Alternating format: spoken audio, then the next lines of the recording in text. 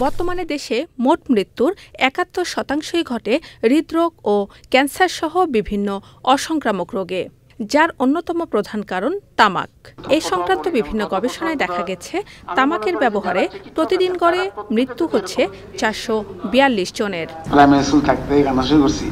Primary school থাকতে উনি শুরু করেছেন। হ্যাঁ, বিড়ি সিগারেট খাইছি, পরে বন্ধ করছে, মানে ক্যান্সার যখন ধরা পড়ছে তখন থেকে বন্ধ হয়েছে।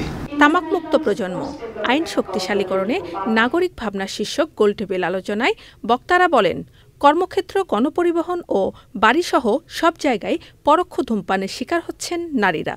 উৎপাদন, উৎপন্ন, উদ্গীরণ এবং উচ্ছিষ্ট, এই চারটা যদি আমরা মনে রাখি তাহলে কিন্তু আমরা তামাক কোম্পানিকে আঘাত করতে পারবো এই ৬টি পয়েন্টস দিয়ে।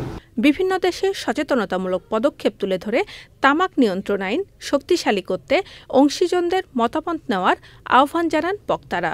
তরুণদের প্রতি যে আমাদের এক ধরনের আস্থা রাখছি, তাদের উপর ফোকাস করছি, সেটা তো অন্তঃসার শূন্য হচ্ছে। তাহলে অর্থ উপদেষ্টাকে বলছি, আপনারা এই কমিটি প্রধান হিসাবে আপনারও কিন্তু সুযোগ আছে অন্তর্বর্তীকালীন সরকারের অংশ এবং প্রয়োজনে এই যে সিগনেচার রিফর্ম অ্যাচিভমেন্ট সার্বিক বিবেচনা করে করার একটা সুযোগ আছে। এই সুযোগটা আপনি গ্রহণ করবেন।